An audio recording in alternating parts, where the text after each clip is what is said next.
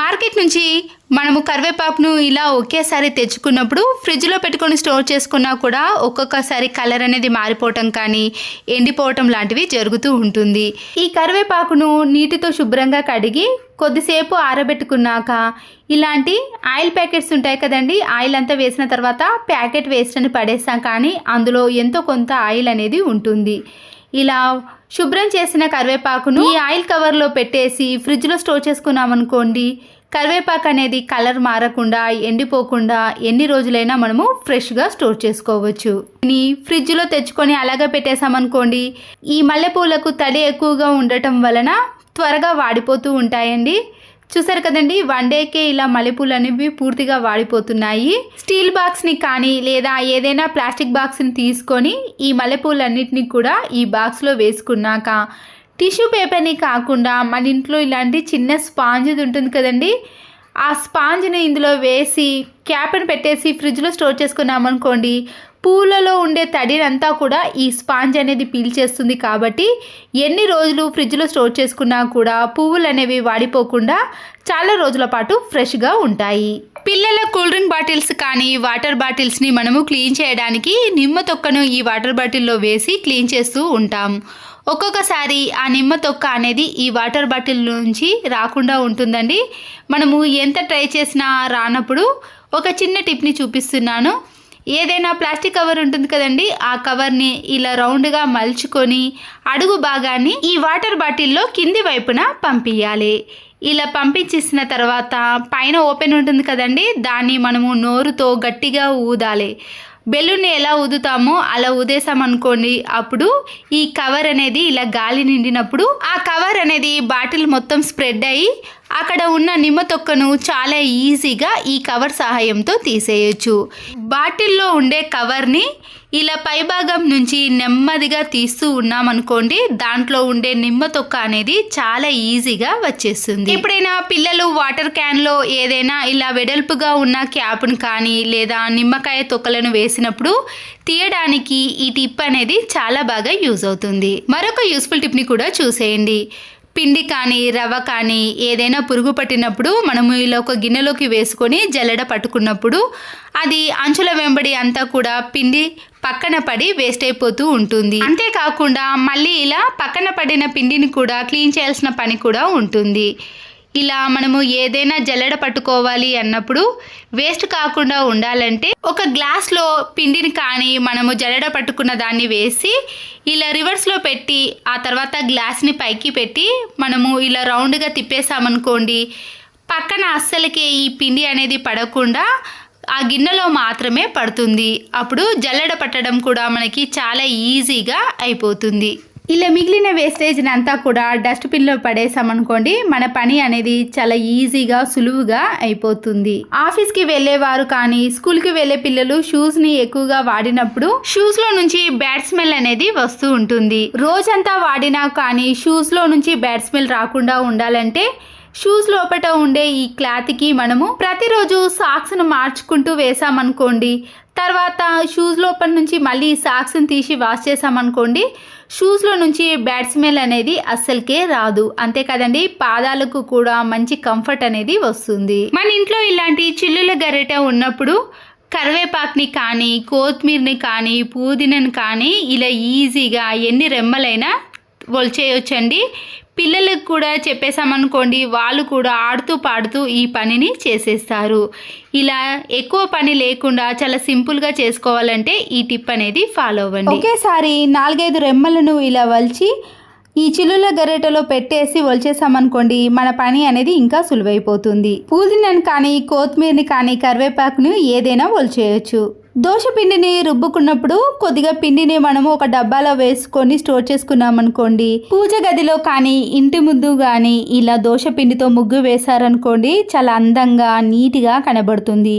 ఎన్నిసార్లు తొక్కినా కానీ ఈ ముగ్గు అనేది చెరిగిపోదండి. ప్రతిరోజు రైస్ని 2-3 సార్లు వాటర్ వేసి శుభ్రంగా కడుగుతాం కదండి, అలా ముందు కడిగిన వాటర్ని మనము ఏదైనా ఒక గిన్నెలోకి వేసుకోవాలి. మార్నింగ్ మనము టీ కానీ కాఫీ పెట్టుకున్న టీ పౌడర్ ఉంటుంది కదండి, ఆ పౌడర్ని ఈ వాటర్లో కలిపేసేయండి. నేనైతే ఇక్కడ మరిగించుకున్న టీ పౌడర్ లేదని ఫ్రెష్ టీ పొడిని వేసానండి.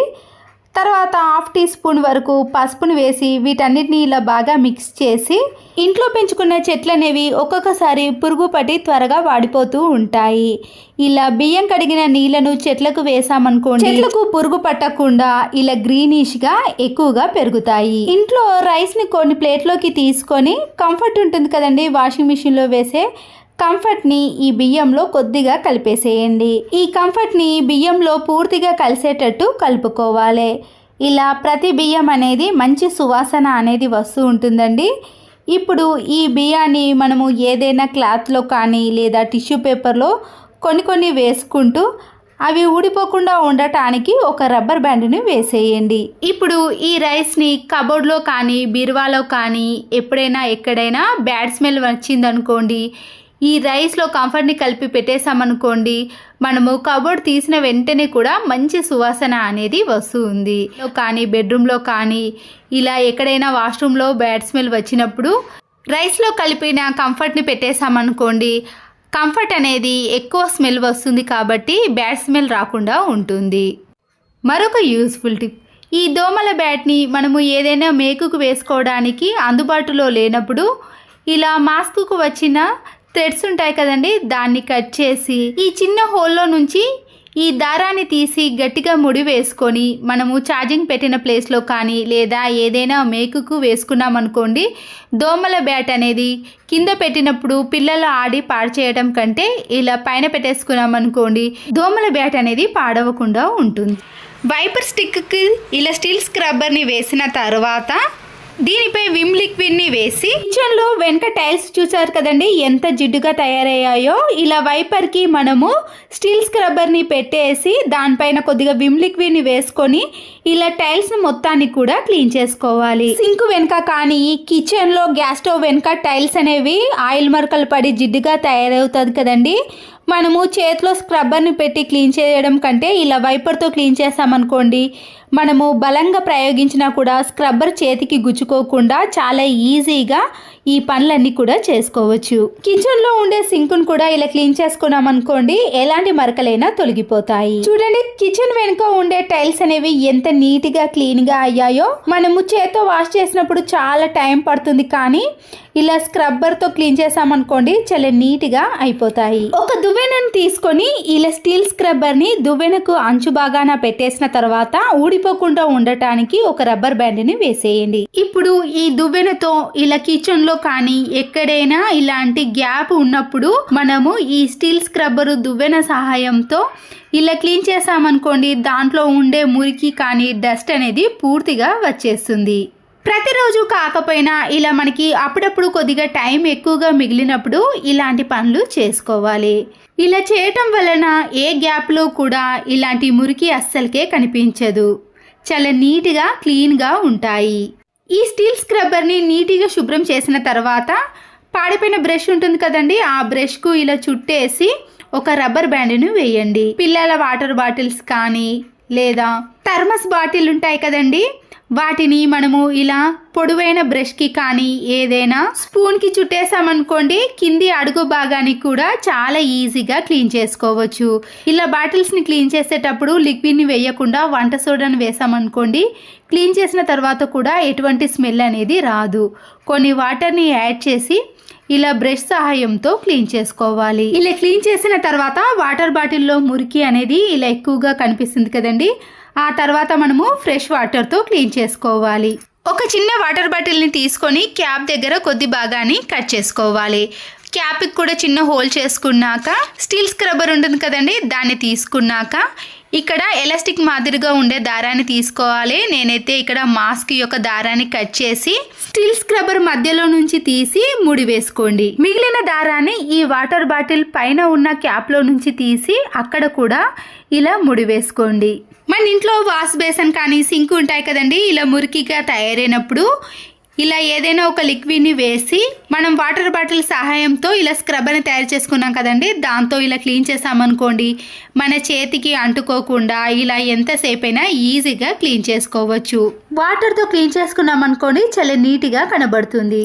మాస్క్తో ఇలా కట్టేసాం కదండి, ఏదైనా ట్యాప్ కానీ మనకి అందుబాటులో ఉన్న విధంగా ఈ స్క్రబ్బర్ని వేసుకోవచ్చు. ఒక స్టీల్ స్క్రబ్బర్ని తీసుకొని మన ఇంట్లో షార్ప్నెస్ తగ్గిపోయిన నైఫ్ని కానీ పీలర్ని కానీ సీజర్స్ ఉంటాయి కదండి, వాటిని మనము ఇలా షార్ప్గా చేసుకున్నామనుకోండి, ఎలాంటి వాటినైనా ఈజీగా కట్ చేసుకోవచ్చు. ప్రెషర్ కుక్కర్లో పప్పును కానీ అన్నాన్ని వండినప్పుడు ఒక్కొక్కసారి ఈ విజిల్లో నుంచి బయటికి వచ్చేస్తుందండి. ఎందువల్ల అంటే ఇలా ప్రెషర్ కుక్కర్ యొక్క హ్యాండిల్ అనేది లూజ్గా ఉందనుకోండి, విజిల్ సరిగా రాక పైన మూత అంతా కూడా ఇలా చిమ్మటం వలన మళ్ళీ మనం క్లీన్ చేసుకోవాల్సిన పని కూడా ఏర్పడుతుంది. హ్యాండిల్ అనేది ఇలా లూజ్ అయిపోయినప్పుడు ఆ స్క్రూని బయటకి తీసి స్టీల్ స్క్రబ్బర్లో ఉన్న ఒక వైరును మాత్రమే ఇలా సీజర్తో కట్ చేసుకోవాలి. ముందుగా హ్యాండిల్ దగ్గర ఉన్న ఈ మురికినంతా కూడా ఇలా స్క్రూ డ్రైవర్తో అంతా కూడా తీసేసిన తర్వాత ఇప్పుడు ఈ స్క్రూకి మనము కట్ చేసుకున్న స్క్రబ్బర్ ఉంది కదండి, దాన్ని ఇలా రౌండ్గా చుట్టేసేయండి. ఇప్పుడు ఇలా చుట్టిన తర్వాత ఈ హ్యాండిల్కి ఇలా స్క్రూ డ్రైవర్తో ఈ స్క్రూని బిగించేసామనుకోండి, హ్యాండిల్ అనేది అస్సలకే కదలదండి. ఒక 5-6 మంత్స్ వరకు కూడా హ్యాండిల్ అనేది గట్టిగా ఉంటుంది. మరొక యూస్ఫుల్ టిప్, స్టీల్ స్క్రబ్బర్ని తీసుకొని దీనిపైన కొద్దిగా సర్ఫ్ని కానీ లిక్విడ్ని వేసుకోవాలి. బాత్రూంలో కానీ లేదా ఇలాంటి హ్యాంగర్స్ అనేవి సిలుమెక్కినప్పుడు ఇలా స్టీల్ స్క్రబ్బర్తో క్లీన్ చేసుకున్నారనుకోండి, సిలుమ్ అనేది చాలా త్వరగా పోతాయి. చూసారు కదండి, ఇక్కడ సిలుమ్ అనేది ఇలా హ్యాంగర్కి పట్టింది.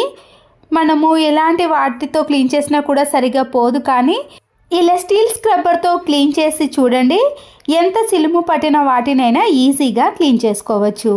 ఇక్కడ వాష్రూమ్లో ఉండే ట్యాప్స్ చూసారు కదండి, వాటర్ మరకలు సోప్ మరకలు పడి జిడ్డుగా తయారయ్యాయి. 1 రూపీ షాంపూ ప్యాకెట్ని ఇలా కొద్దిగా వేసి మనము స్టీల్ స్క్రబ్బర్తో బాగా అప్లై చేయాలి. ఇలా చేయడం వలన ఎంత జిడ్డు పట్టిన ట్యాప్స్ అయినా సరేనండి, ఇలా సెకండ్ల లోపే మనకి ట్యాప్స్ అనేవి కొత్త దానిలా నీట్గా కనబడతాయి. ఇంతకుముందు ట్యాప్స్కి ఇప్పటికీ తేడా చూసారు కదండి. అలాగే వాషింగ్ ఏరియాలో వాషింగ్ మిషన్లో బట్టలు వేసినప్పుడు మురికి అంతా కూడా ఇలా వచ్చినప్పుడు జిడ్డుగా తయారవుతుంది కదండి, వాషింగ్ మిషన్లో వేసే లిక్విడ్ని ఇలా వాటర్లో కొద్దిగా కలిపి ఇప్పుడు ఈ వాటర్ని అంతా కూడా మనము ఈ వాషింగ్ ఏరియాలో వేసేయాలి. ఒక 5 మినిట్స్ తర్వాత ఇలా పూర్తిగా నానిన తర్వాతనే మనము స్టీల్ స్క్రబ్బర్ని తీసుకొని ఇలా బాగా రుద్దేసేయండి. ఇలా రుద్దటం వలన మురికి పట్టినది ఎన్ని రోజులైనా సరేనండి ఇలా 5 నిమిషాల పాటు నానబెట్టడం వలన, అంతేకాకుండా ఇలా స్టీల్ స్క్రబ్బర్తో బాగా రుద్దేసామనుకోండి, ఈ టైల్స్ అనేవి చాలా నీట్గా మారతాయి. ఇప్పుడు మనము ఇలా రుద్దిన తర్వాత ఫ్రెష్ వాటర్తో క్లీన్ చేసామనుకోండి, ఈ టైల్స్ చాలా నీట్గా మళ్ళీ ఎప్పటి మాదిరిగా కనిపిస్తాయి. వాష్రూమ్లో ఉండే టైల్స్ కానీ వాషింగ్ ఏరియాలో ఉండే టైల్స్ని అయినా ఈ పద్ధతిలోనే క్లీన్ చేసుకోవచ్చు.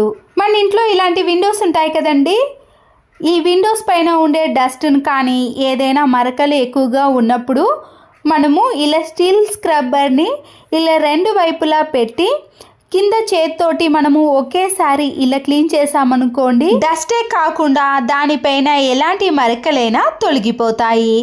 మన పని కూడా చాలా సులువుగా అయిపోతుందండి. దీనికోసం మనము క్లాత్ని కానీ ఎలాంటి వాటిని యూస్ చేయకుండా ఇలా స్క్రబ్బర్ తోటే ఈజీగా క్లీన్ చేసుకోవచ్చు. తర్వాత వాటర్తో క్లీన్ చేసామనుకోండి, మళ్ళీ దీనిని దేనికైనా యూస్ చేసుకోవచ్చు. స్టీల్ స్క్రబ్బర్ని మనము క్లీనింగ్ కానీ బౌల్ క్లీన్ చేయడానికి యూస్ చేసాం కదండి, ఇలా స్టవ్ పైన కొన్ని వాటర్ని వేసి దాంట్లో స్క్రబ్బర్ని పెట్టేసి సర్ఫ్ను కూడా కొద్దిగా యాడ్ చేయండి. ఇలా ఒక 2-3 మినిట్స్ పాటు హై ఫ్లేమ్లో పెట్టి ఒక పొంగు వచ్చేంత వరకు వేడి చేసామనుకోండి, దాంట్లో ఉండే చిన్న చిన్న బ్యాక్టీరియా అనేది పూర్తిగా చనిపోతుంది. తర్వాత మనం దీనిని గిన్నెలు క్లీన్ చేయడానికి కానీ ఇంకేదైనా క్లీన్ చేయడానికి చాలా బాగా యూస్ చేసుకోవచ్చు. ఆ తర్వాత ఇలా హాట్ వాటర్లో నుంచి తీసి మళ్ళీ ట్యాప్ కింద ఒక ఫ్రెష్ వాటర్తో క్లీన్ చేసుకున్నామనుకోండి, ఈ స్టీల్ స్క్రబ్బర్ అనేది ఇలా నీట్గా ఉంటుంది.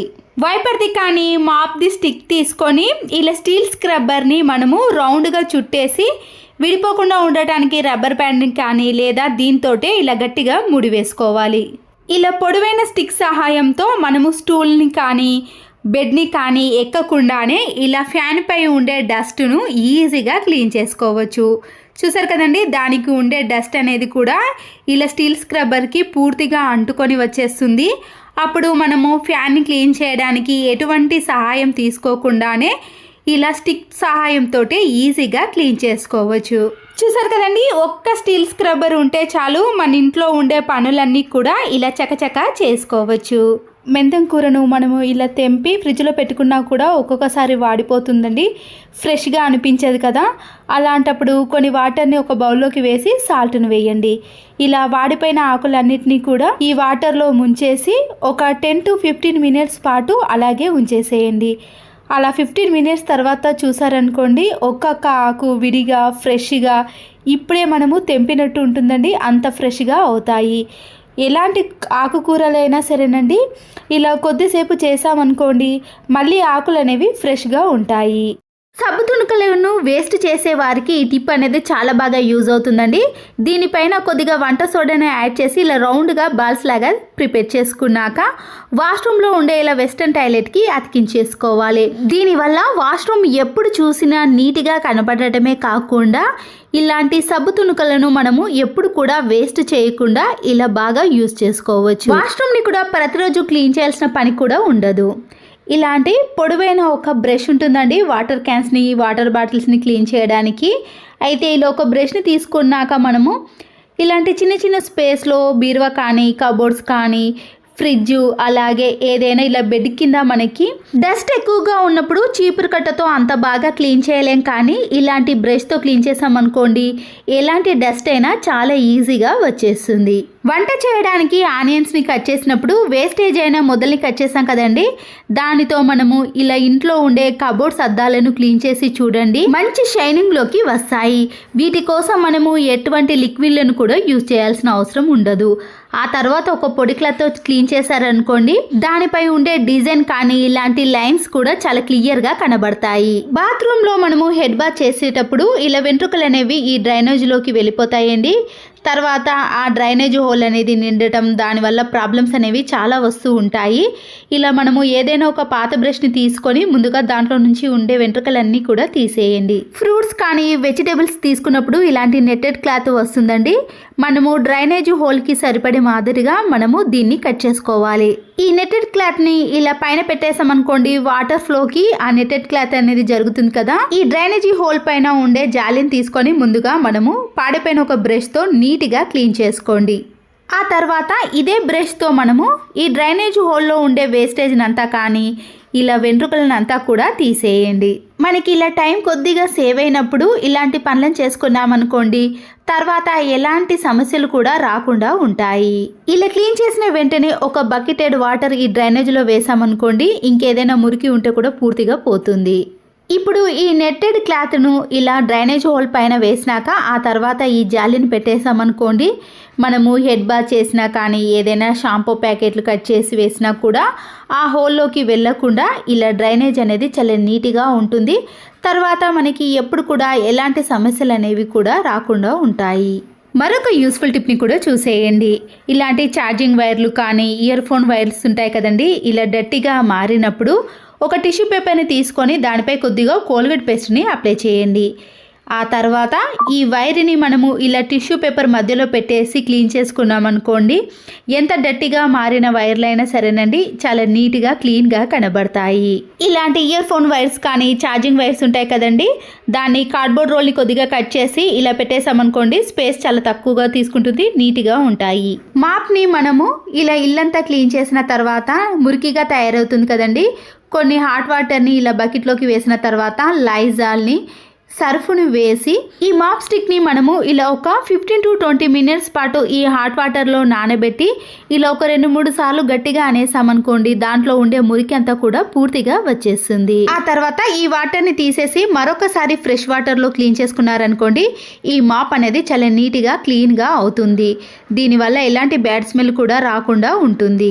ఇంట్లో ఉండే అట్లకాడ కానీ సరాతాన్ని తీసుకొని బెడ్ పైన మనము బెడ్షీట్ నీట్గా పరిచినా కూడా పిల్లలు కూర్చున్నా లేదా దూకినా కూడా ఇలా బెడ్షీట్ అనేది పాడైపోతుంది. తర్వాత మళ్ళీ దీన్ని సర్దాల్సిన పని కూడా ఉంటుంది కదా.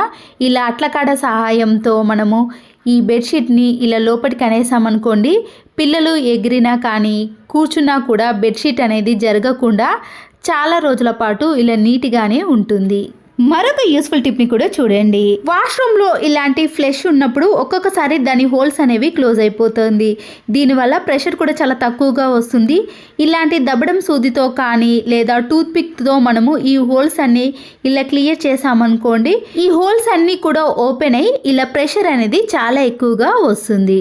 మరొక యూస్ఫుల్ టిప్, ఇలాంటి చైన్స్ మనము ప్రతిరోజు వేసుకునేవి కానీ లేదా ఎప్పుడైనా బయటకు వెళ్ళినప్పుడు వేసుకునే చైన్స్ అనేవి నల్లగా మారినప్పుడు టమాటాను ఇలా రౌండ్గా కట్ చేసిన తర్వాత ఈ చైన్ని ఈ టమాటా మధ్యలో పెట్టేసి బాగా రుద్దేసామనుకోండి, చైన్స్కి ఉండే నలుపు అనేది పోతుంది.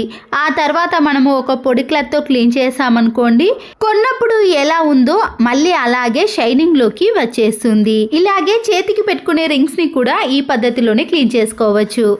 హారతి ఇచ్చే గిన్నెలో మనము కొద్దిగా గోధుమ పిండిని కానీ లేదా మీకు నచ్చిన పిండిని ఏదైనా వేసి అప్పుడు హారతి కర్పూరం బిళ్ళను పెట్టి వెలిగించేసామనుకోండి, కింద నల్లగా మారకుండా ఉండటమే కాకుండా హారతి అనేది చాలా ఎక్కువసేపు వెలుగుతూనే ఉంటుంది. దీనివల్ల మనము వీటిని క్లీన్ చేసుకునేటప్పుడు ఎలాంటి ఇబ్బంది లేకుండా త్వరగానే క్లీన్ చేసుకోవచ్చు. ఇలా పూర్తిగా అయిపోయిన తర్వాత కింద చూపిస్తాను చూడండి, ఒక్క మరక కూడా అస్సలకే కనిపించదు. నిమ్మకాయలు ఎక్కువగా తీసుకున్నప్పుడు మనము ప్లాస్టిక్ కవర్లో పెట్టి ఫ్రిడ్జ్లో పెట్టుకున్నా కూడా ఒక్కొక్కసారి అవి కుళ్ళిపోతాయండి. అలా కాకుండా ఉండాలంటే ఇలా మనము ఆయిల్ కవర్ని వేస్ట్గా పడేయకుండా దాన్ని కట్ చేసి ఈ నిమ్మకాయలన్నింటినీ కూడా అందులో వేసి ఫ్రిడ్జ్లో స్టోర్ చేసుకున్నాం అనుకోండి, అవి త్వరగా పండు వారకుండా ఉండటమే కాకుండా చాలా రోజుల పాటు ఫ్రెష్గా స్టోర్ చేసుకోవచ్చు. టీవీ రిమోట్, ఏసీ రిమోట్స్ ఉంటాయి కదండి, ఇలా మనము ఒక పాడైపోయిన టూత్ బ్రష్తో క్లీన్ చేసుకున్నాం అనుకోండి, దాంట్లో ఉండే సన్నని డస్ట్ అనేది పూర్తిగా పోతుంది. అంతేకాకుండా ల్యాప్టాప్, కీబోర్డ్స్ ఉంటాయి కదండి, మనము క్లాత్తో కంటే ఇలాంటి బ్రష్తో స్మూత్గా క్లీన్ చేసుకోవచ్చు. ఇంట్లో ఉండే ఇలాంటి డోర్ మ్యాట్స్ కానీ బ్లాంకెట్స్ ఉంటాయి కదండి స్పాంజ్ క్లాత్తో, వాటిని మనము ప్రతిరోజు వాష్ చేయలేం కానీ ఇలాంటి పీలర్ని తీసుకొని డోర్ మ్యాట్స్ని, బ్లాంకెట్స్ని క్లీన్ చేసుకున్నాం అనుకోండి, గట్టిగా అతుక్కున్న మరకలు కానీ ఏవైనా వెంట్రుకలు ఉన్నా కూడా ఇలా ఈజీగా వచ్చేసాయి. ప్రతిసారి క్లీన్ చేయని టైంలో ఈ టిప్ అనేది చాలా బాగా యూజ్ అవుతుంది.